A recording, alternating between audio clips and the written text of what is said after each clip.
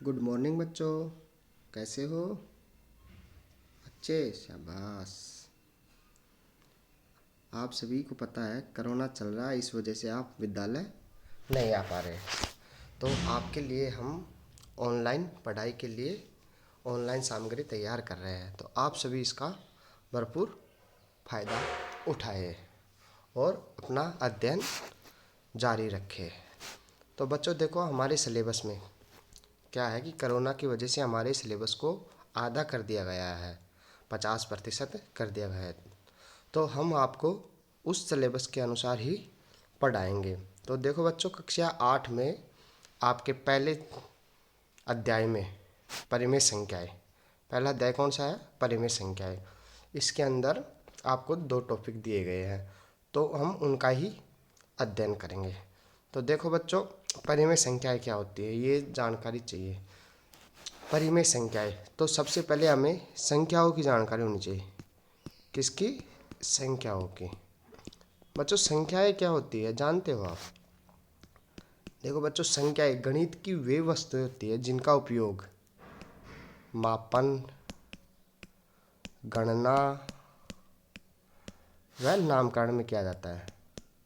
नामकरण में किया जाता है। देखो, संख्याएं गणित की वे वस्तुएं है, मतलब गणित की कोई चीज़ है जिनका उपयोग मापन में, गणना में व नामकरण में किया जाता है। जैसे मापना, जैसे हम दूध मापते हैं, 15 लीटर दूध, 15 लीटर दूध। तो इसमें मापन में हमने किसका प्रयोग किया? 15 का। तो ये क्या है? संख्या है।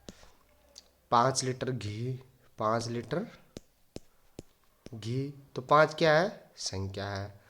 गणना मतलब गिनती करना, गणना मतलब गिनती करना। जैसे हमने गणना की भाई, कक्षा 8 में कितने विद्यार्थी है? कक्षा 8 में कितने विद्यार्थी है? जैसे मान लो 40 है, तो 40 क्या है? संख्या है। राजकीय उच्च माध्यमिक विद्यालय बठाना में कितने विद्यार्थी है? मान लो 500 है, तो 500 क्या है? संख्या है। तो ये सभी क्या है? संख्या है। जैसे नामकरण, विद्यालय में कक्षा 8 में सभी बच्चों के रोल नंबर रख दिए गए, roll number 1, roll number 2, roll number 10, 15। तो जैसे हम रोल नंबर 10 बोलते हैं तो कोई बच्चा खड़ा होता है, तो उसका नामकरण हमने किससे किया? 10 से कर दिया। जैसे मान लो अजय है, अजय का रोल नंबर क्या है? अजय का रोल नंबर क्या है बच्चों? 1 है। जैसे हम बोलेंगे कि रोल नंबर 1 खड़ा हो, अजय खड़ा हो जाएगा, तो अजय का नामकरण हमने किससे किया? 1 से। तो ये 1 क्या है? संख्या है। तो बच्चों संख्या ये समझ में आई? वेरी गुड, शाबाश। तो अब देखो, ये संख्या ये कई प्रकार की होती है। तो सबसे पहले हम संख्याओं में देखो 4-5 आपके सिलेबस के अनुसार देखो 2-3 संख्या है जिसको आपको समझना जरूरी है। पहला है प्राकृत संख्या। प्राकृत संख्या क्या है? प्राकृत संख्या। प्राकृत संख्या क्या होती है बच्चों? देखो बच्चों, प्राकृत संख्याएं मतलब कि प्रकृति के द्वारा दी गई संख्याएं। हम किसी भी चीज़ की गणना करते हैं तो हम शुरुआत कहाँ से करते हैं भाई? 1, 2, 3, 4, प्रकृति की है ये संख्याएं। तो जैसे भाई हमारे पास शुरू में 1 पेन होता है, फिर 2 पेन, 4 पेन। भाई कितने बच्चे हैं? 1 है, 2 है, 3 है। तो प्राकृत संख्या क्या होती है? 1 से शुरू होती है। प्राकृत संख्याएं 1 से शुरू होती है और अनंत तक चलती है। ऐसे इन 1, 2, 3, 4, 5 और अनंत। प्राकृत संख्याएं 1 से शुरू होती है और अनंत तक चलती है। ठीक है बच्चों, आपसे पूछ प्राकृत संख्याएं क्या होती है, तो आप बताइए। प्राकृत संख्याएं 1 से शुरू होती है और अनंत तक चलती है। अनंत का मतलब बहुत आगे तक, जैसे 1, 2, 3, 4, 5, 6, 7, 8, 9, 15, 25, 50, 100, 1000, लाख, करोड़ चलती रहती है। मतलब प्रकृति में बहुत सारी संख्या है जो अनंत तक चलती है, तो उनको बोलते हैं प्राकृत संख्याएं। अब प्राकृत संख्याओं को किससे प्रदर्शित करते हैं? एन से। एन मतलब नेचर, तो प्राकृत संख्या को किससे प्रदर्शित करते हैं बच्चों? एन से। किससे प्रदर्शित करते हैं? एन से। तो आपको पूछे नेचर नंबर लिखो तो आप ऐसे लिख दो, एन लिख के 1 2 3 डॉट डॉट, इसका मतलब आगे संख्याएं चल रही है। डॉट डॉट का मतलब क्या है बच्चों? आगे चल रही है। और लास्ट में ये अनंत, ये अनंत का साइन है बच्चों। किसका साइन है ये? अनंत का। आया समझ में? पड़ा हुआ 8 अनंत का साइन है। अब देखो बच्चों, अगली संख्या आती है पूर्ण संख्या। कौन सी संख्या आती है बच्चों? पूर्ण संख्या। अब पूर्ण संख्या क्या होती है? देखो, जब प्राकृत संख्या में जीरो को जोड़ दिया जाता है तो पूर्ण संख्या प्राप्त होती। देखो, जब प्राकृत संख्या, प्राकृत संख्या में, प्राकृत संख्या किससे लिखते हैं? एन से। जब प्राकृत संख्या एन में शून्य, शून्य क्या होता है? ये जीरो, शून्य को जोड़ दिया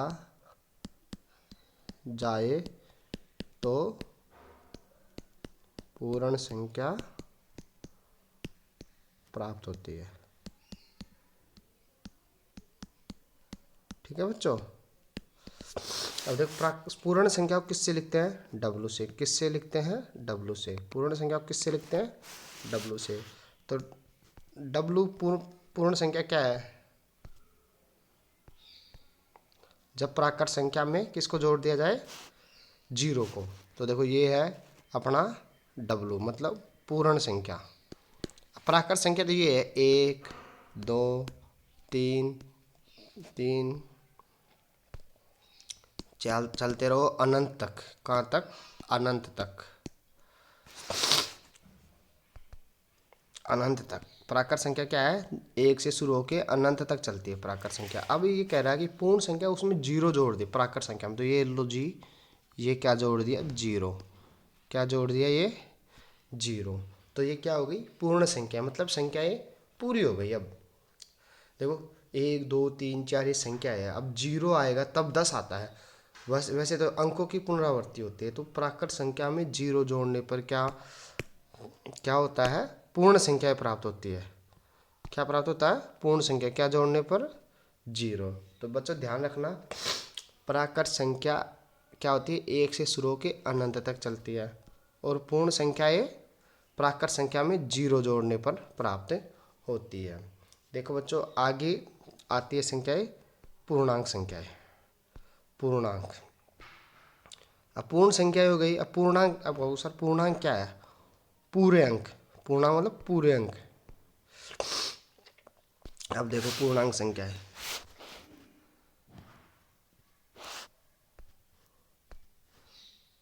तीसरा क्या है? पूर्णांक संख्या है। पूर्णांक संख्या है। देखो, जब ये पहले हो गई प्राकृत संख्या, 1 से शुरू होकर अनंत तक चलती है। अगली हो गई कौन सी? पूर्ण संख्या, जो प्राकृत संख्या में जीरो जोड़ने पर पूर्ण संख्या प्राप्त हो गया। अब पूर्णांक क्या है? तो देखो बच्चों, पूर्णांक पूर्ण संख्याओं में ऋणात्मक संख्याएं जोड़ने पर पूर्णांक संख्या प्राप्त होती है। पूर्ण संख्या,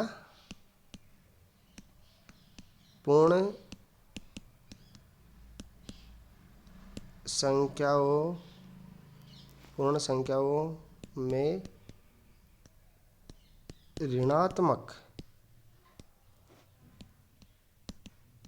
संख्या, ये संख्याएं भी जोड़ दे तो हमें पूर्णांक संख्या प्राप्त होती है। पूर्णांक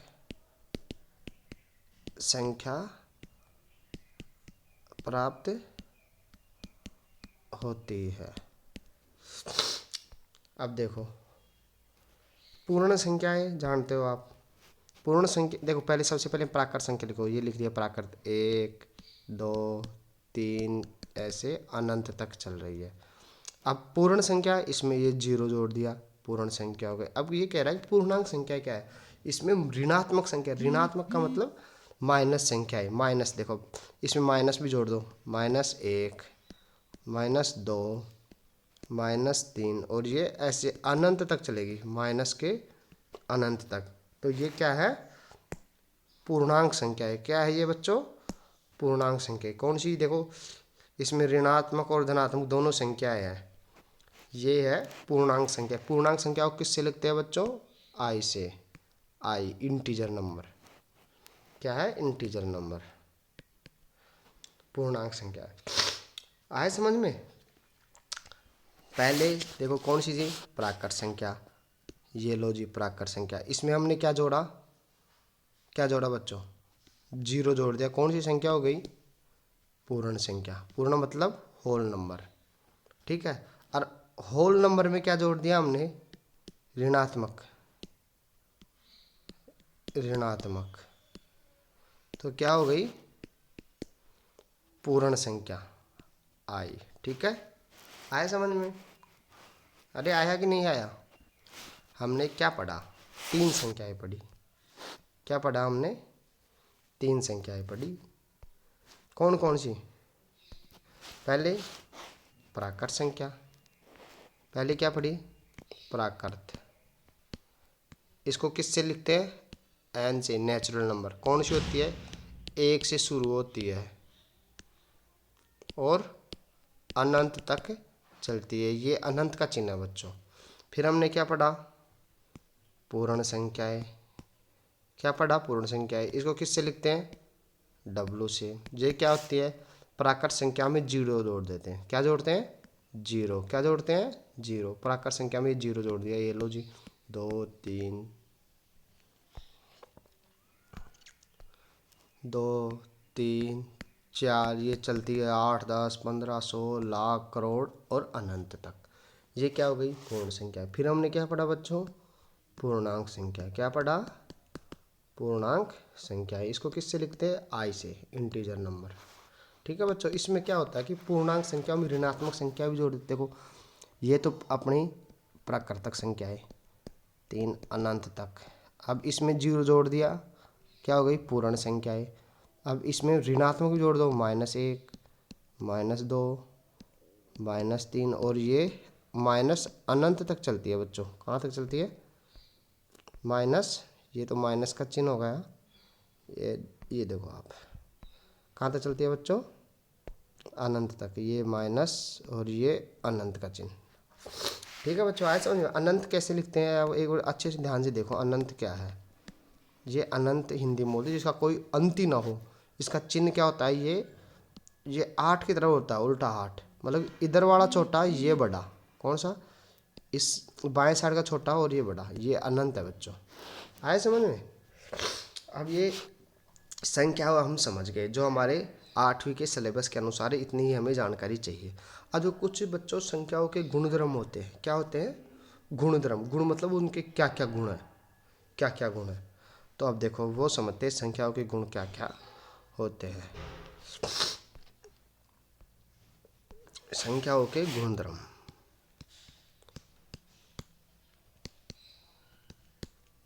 संख्याओं के गुण धर्म। अब देखो हमारे पढ़ाई के अनुसार, हमारी 8वीं क्लास के अनुसार संख्याओं के 3 गुणधर्मों का अध्ययन करना है हमें। कितने गुणधर्मों का? 3 का।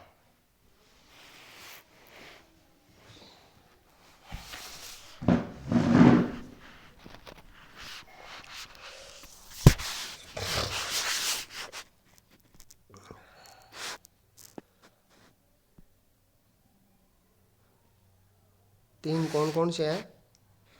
देखो 3 गुणधर्म देखो आपने। पहला है संवर्त। कौन सा है? संवर्त। इसको क्लोजर बोलते हैं इंग्लिश में। दूसरा है क्रम विनिमय। क्रम विनिमय। क्रम विनिमयता। क्रम विनिमयता का गुणधर्म। ये न है बच्चों, क्या है ये? न क्रम विनिमयता का गुणक्रम। तीसरा साहचर्य, साह ये है साहचर्य,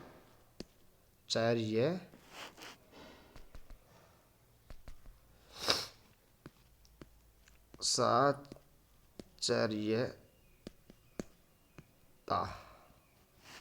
3 गुणधर्म है संख्याओं के अपने सिलेबस के अंदर। अब देखो बच्चों, क्लोजर क्या है और क्रम विनिमय क्या है, अब वो देखते हैं। पहला देखो बच्चों,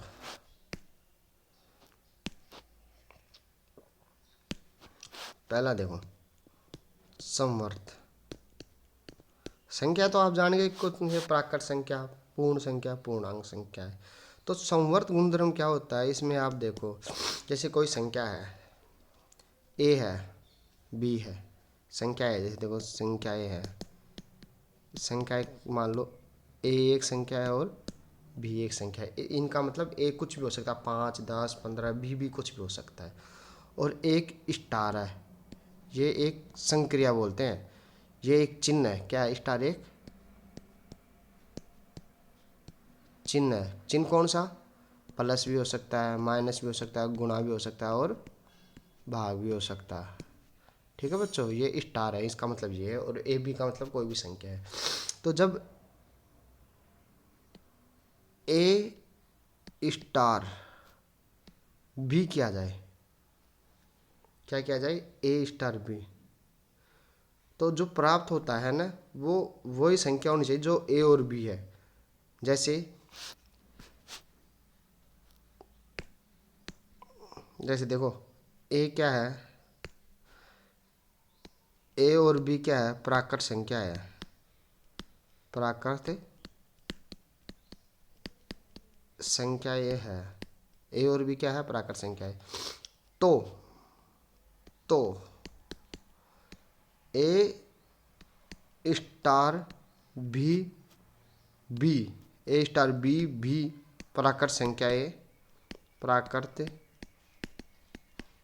संख्या ए हो तो स्टार क्या कहलाता है?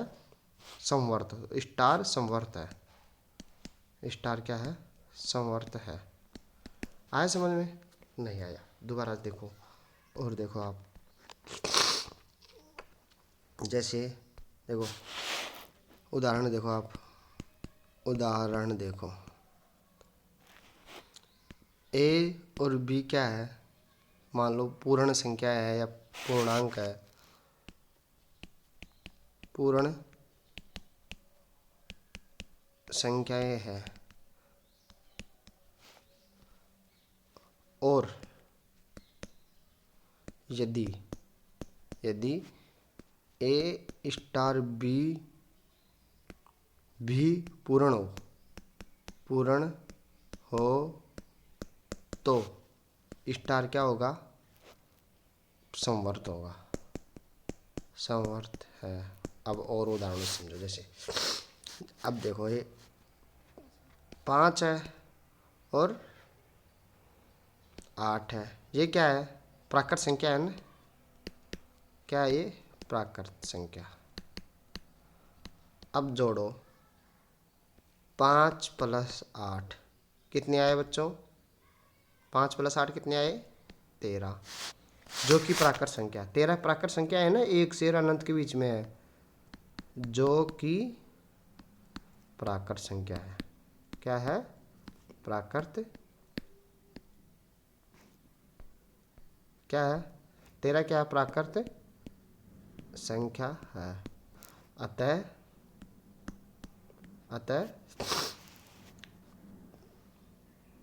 प्लस क्या है? प्लस क्या है? समवर्त। क्या है बच्चों? समवर्त। प्लस क्या है? समवर्त। ये 5 और 8 दिया जाता है, दिया है 5 और 8 क्या है? प्राकृत संख्या। तो 13 भी क्या है? प्राकृत संख्या, जो कि समवर्त है। ठीक है बच्चों? और देखो और समझो इस चीज़ को अच्छी तरीके से, बहुत ज़रूरी है, आगे तक पढ़ोगे तब तक काम आएगा ये।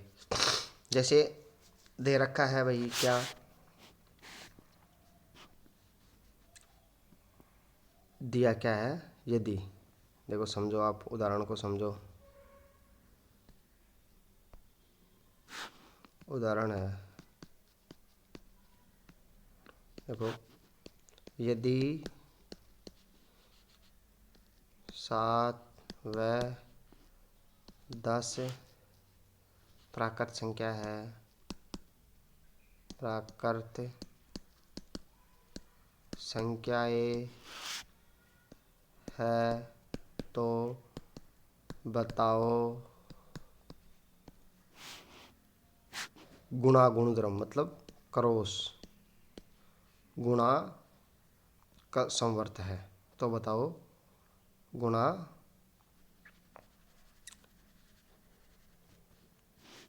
संवर्त है, संवर्त है। अब देखो बच्चों, 7 गुणा 10 कितना होता है, कितना होता है 70, जो कि प्राकृत है, जो कि प्राकृत है। अतः अतः ये ऑपरेशन, मतलब गुणा ऑपरेशन क्या है, संवर्त है। ठीक है बच्चों। अब अगला उदाहरण देखो।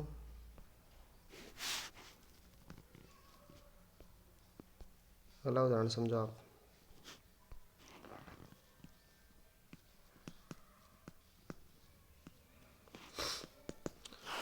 यदि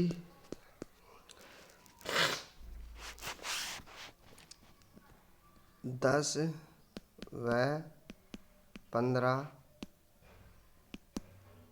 प्राकृत है, तो बताओ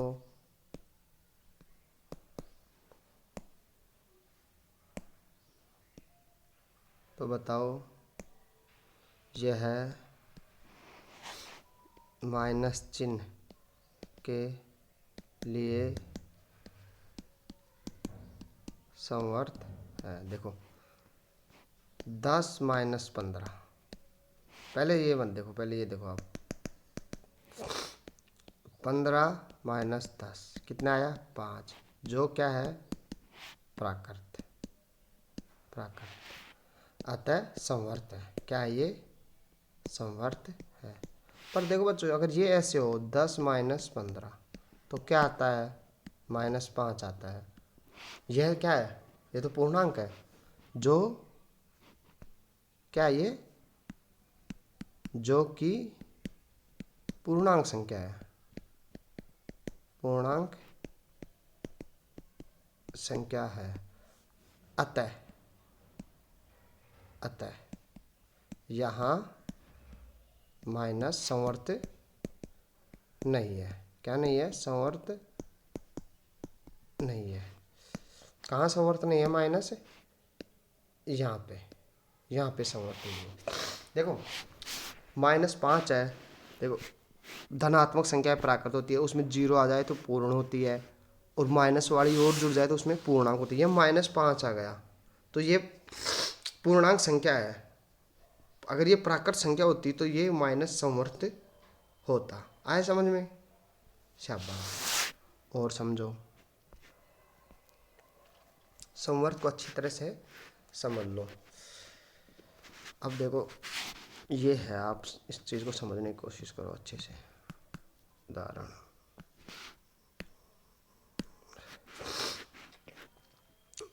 जैसे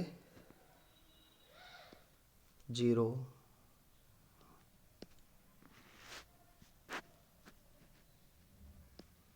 5 10 पूर्ण संख्या है, पूर्ण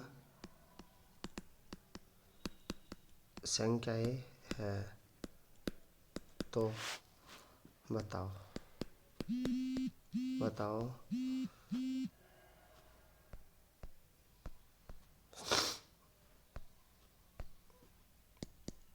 बताओ यह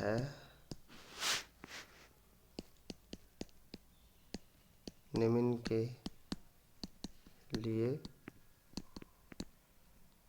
संवर्त है। देखो पहले तो 10 गुणा 5 करो, ठीक है, फिर 10/2 करो, ठीक है। अरे 10 × 5 क्या है? 50। संवर्त है? हाँ हाँ है, क्योंकि 50 भी क्या है? पूर्ण संख्या। 10/2 क्या है? 5। तो यह भी क्या है? संवर्त है। संवर्त है कि नहीं? अब देखो इसको करो 5 - 10। 5 - 10 तो कितना है? -5 है। तो यह नहीं है, संवर्त नहीं है, क्योंकि -5 क्या है? पूर्णांक संख्या है। ठीक है, आया समझ में? Very good. अब एक उदाहरण और देखो।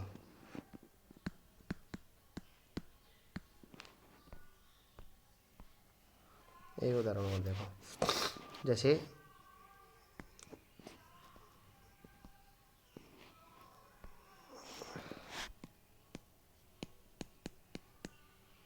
पूर्णांक संख्याओं के लिए समर्थ है या नहीं? समर्थ है या नहीं, पता लगाओ, पता लगाओ। अब देखो हमें दे दिया कि सारी संख्या एक पूर्णांक है। अब बताओ, तो ये नहीं, जैसे सवाल है 5 × 10, दूसरा है -5 × 7, तीसरा है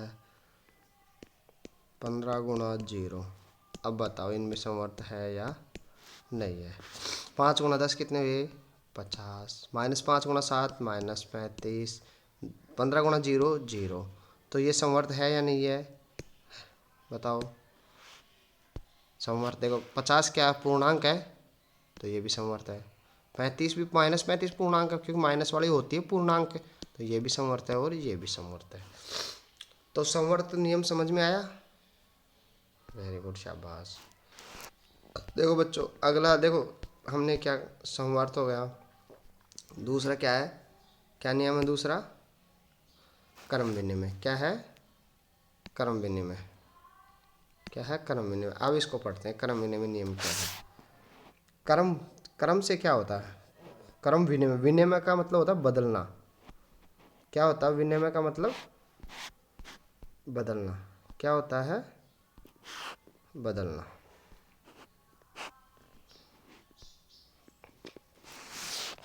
कर्म विनिमय।